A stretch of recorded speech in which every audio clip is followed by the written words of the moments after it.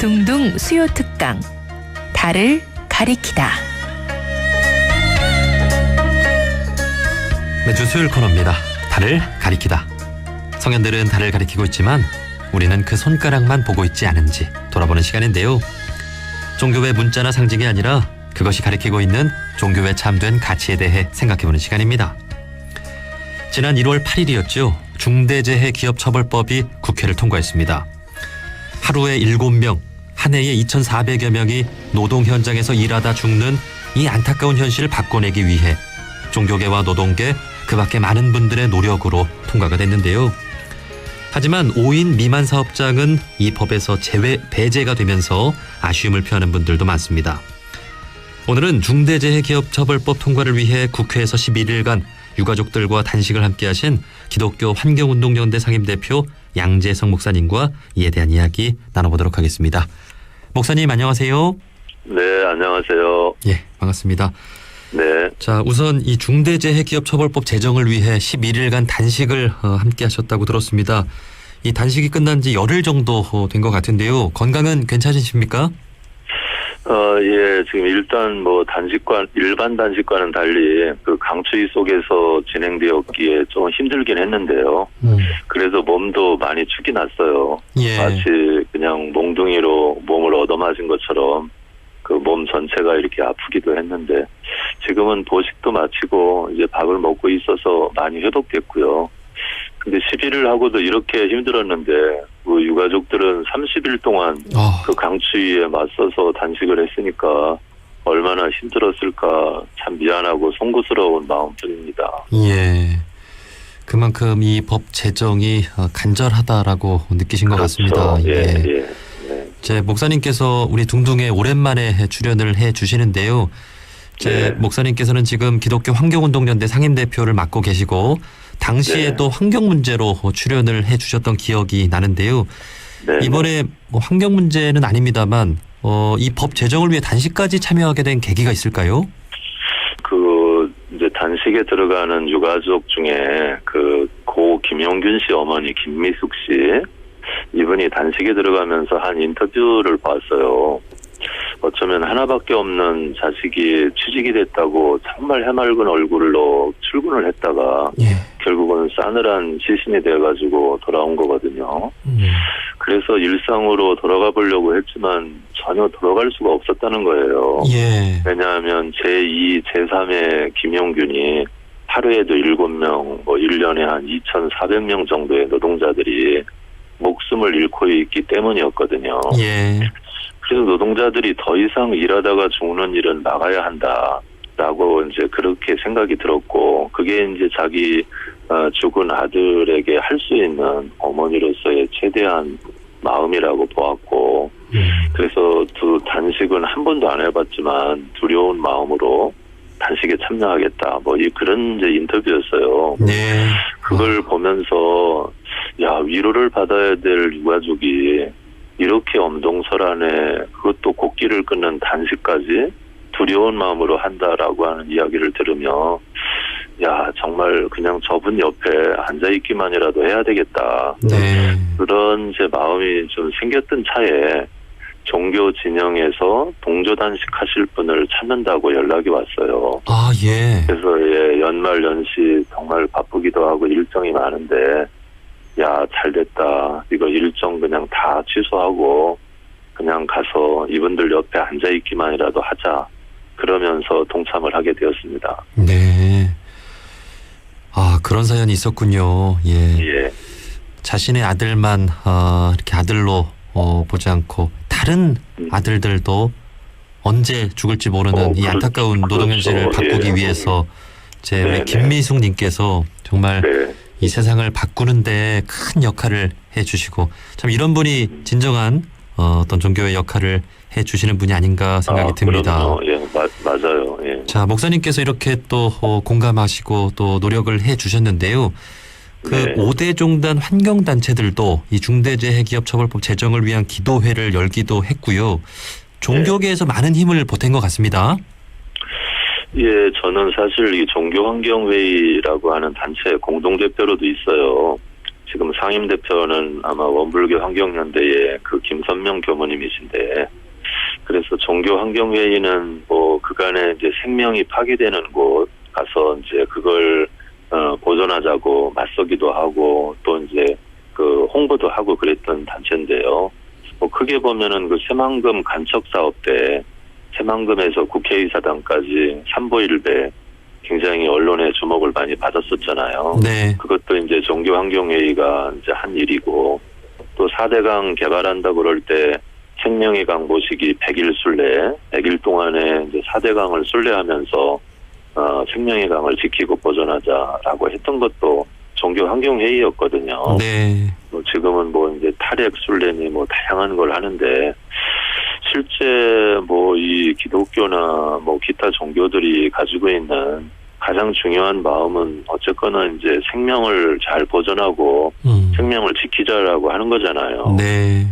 그런 차원에서 환경 문제나 이 생명을 보존하자는 차원에서 이 노동자들의 죽음을 방치할 수 없지 않느냐라고 하는 것이 이제 저희들의 생각이었고, 아마 5대 종단에 다 얘기를 했는데 다른 종단의 성직자들은 참여를 못하게 되고, 제가 이제 아마 대표로 참여하게 돼서 결국은 개신교를 대표해서 들어간 건데 5대 종단을 대표해서 한 격이 돼버리고 말았어요. 네, 그러다 보니까 이제 우리 김선명 교무님 중심으로 해서 다른 종단 성직자들이 그러면 우리가 기도회와 기도회견이라도 같이 하자. 그래서 그렇게 마음을 모아 주셨습니다. 네. 이렇게 5대 종단 환경 단체들 이 종교 환경 회의에 네. 어떤 끈끈한 종교심, 우정이죠. 또 우정, 네. 이런 것들이 지금 돋보입니다. 네. 이제 보통 환경이라고 하면은 생태계 문제만을 생각하는 경우가 많은데 생명을 살리는 이제 아픔이 있는 곳이면 찾아가는 일, 이게 다 환경을 지키는 일이라는 생각이 듭니다. 네. 자, 이렇게 많은 분들의 노력으로 어쨌든 한 걸음 내딛게 됐습니다. 이 중대재해기업처벌법이 통과가 됐는데요. 하지만 이 법안에 대해 아쉬움을 표하는 분들도 많이 있죠. 목사님께서는 어떻게 좀 보십니까? 글쎄, 저는 뭐 사실 이게 우리가 요구하고 원했던 것에 이제 절반도 못 미친다. 아니, 이제 굉장히 중요한 부분은 이제 다 유예되거나 빠지고 말았다. 그래서 굉장히 화가 많이 났죠. 네. 사실 문재인 정부 출범하면서 사람이 먼저다라는 그 슬로건을 내세우고 출범했는데, 우리나라 국민의 절반 이상이 노동자이고 그 노동자도 사람인데, 노동자들이 하루에 7명, 1년에 2,400명씩 노동 현장에서 죽어가는데 이거는 다른 변명의 이유가 없다. 예. 정부와 정치권을 우리가 세운 거는 이런 일들이 발생할 경우에 빨리 해결하고 다시는 이런 사고가 발생하지 않는 그런 노동 환경을 만들려고 세운 건데, 오히려 위로를 받아야 될 그 희생자 유가족들이 이렇게 엄동설안에 곡기를 끊고 찬바람을 맞서고 있는데도 이렇게 누더기 법안으로 처리하는 것은 어떤 이유로도 용서하기 어렵다라고 판단합니다. 그래서 뭐 물론 만들어지지 않은 것보다야 이번에 만들어지고 통과한 게 한 발짝 나서온 것이긴 하지만 이제 더 이상 노동자들의 목숨을 담보로 해서 경제 개발이라고 하는 것이 진행되어서는 안 된다라고 하는 게 이제 우리 종교계의 생각이고요. 일단 자본보다는 생명이 우선되는 사회를 만들어야 한다고 보고요. 그럼에도 불구하고 통과된 이 누더기 법안을 계속해서 이제 그 요구하고 또 개정해서 정말 노동자들이 그 안전하고 조금 이제 즐거운 마음으로 일할 수 있는 그런 환경을 만들어내는 게 앞으로 우리들이 함께 해야 될 과제가 아닌가 이렇게 생각을 합니다. 예. 그러니까 생명이 최우선으로 역임을 받는 세상. 이제 종교인으로서 마땅히 가져야 할 마음이고 해야 할 말씀을 이제 목사님께서 해주신 것 같습니다. 그런데 한편으로는 이제 정부 입장에서 이제 문재인 대통령도 엊그제 이런 말을 했죠. 노동계는 노동계대로 불만이 있고 또 경영계는 경영계대로 만족할 수 없는 법안이라는 말을 했는데, 그럼에도 어쨌든 우리 종교계는 사람의 생명을 최우선으로 여기는 그런 사회를 만들기 위해서 목소리를 내야 하는 거겠죠. 네네. 하여튼 뭐 종교의 중심 모토는 이제 생명이니까요. 이제 생명이 이제 제 숨을 잘 쉬면서 평화롭게 사는 그런 사회를 건설하는 게 모든 종교의 염원이고, 그래서 나는 모든 생명은 존중받고 보호받아야 되고 건강하고 행복하게 살 권리가 있다. 이러한 생명들이 부당하게 그리고 억울한 죽음을 맞는 일에 종교가 가만히 있는 거는 책임을 회피하는 일이다라고 생각을 해요. 어쩌면 노동자들이 누군가에는 소중한 아들이고 딸이기도 하고, 누군가에겐 아버지이고 어머니이기도 하고, 어떤 분에겐 남편이고 사랑하는 아내이기도 하잖아요. 네. 이렇게 소중한 생명이 이렇게 이제 그 안전 장치 없이 부참하게 이렇게 노동 현실에서 죽어가고 있는 이런 상황은 이제 끝내야 된다라고 하는 게 이제 그 종교인들의 마음이 아닌가 이런 생각이 들고, 이거를 계속해서 그냥 방치하는 거는 우리 사회가 얼마나 야만의 사회고 괴물 사회인지를 입증하는 것이 아닌가 싶어요. 실제 우리나라는 OECD 국가 중에서 산업체가 1위 국가입니다. 저는 경제력 12국가인데도 불구하고 OECD에서 산업재해율이 1위라면 이거는 정말 부끄러운 성적표죠. 그런 차원에서 정부도 정치권도 기업인들도 이제 좀 정신을 차려야 하지 않나. 그래서 노동자들이 정말 안전하게 이제 일할 수 있는 노동 환경을 최우선적으로 마련해 주길 바라고요. 그런 의미에서 이 중대재해기업처벌법은 노동자들만을 위한 법이 아니라 정부와 기업과 온 국민을 위한 그런 법이다, 이런 생각을 갖게 됩니다. 네. 우리가 원했던 한 걸음은 아니지만 그래도 반의 반걸음이라도 진전이 됐다고 하는데 의미를 좀 두면서 우리 사회가 이제 이 법을 보완해 나가는 방향으로 또 생각을 해봐야 될 것 같습니다. 네. 글쎄요, 좀 어떤 보완이 필요할까요? 글쎄, 이제 노동자들이 요구하는 건 아주 간단 명료해요. 그냥 일하다가 죽지 않는 노동 환경을 마련해 달라는 거거든요. 뭐 이게 굉장히 복잡하게 많은 조항들이 있지만 궁극적인 거는 일하다가 죽지 않는 좀 안전한 노동 환경 마련. 이게 이제 그 중대 목표예요. 지금까지는 기업이 아무리 잘못해서 노동자가 죽임을 당해도 솜방망이 처분을 했기 때문에 차라리 기업은 그냥 그거 몇 푼 벌금 물고 그냥 그렇게 한 그 기회를 모면해버리면 되는 거였는데, 사실 노동자들은 한 사람 죽으면 한 가족이 아프고, 그리고 그걸 알고 있는 한 사회가 또 아픈 거잖아요.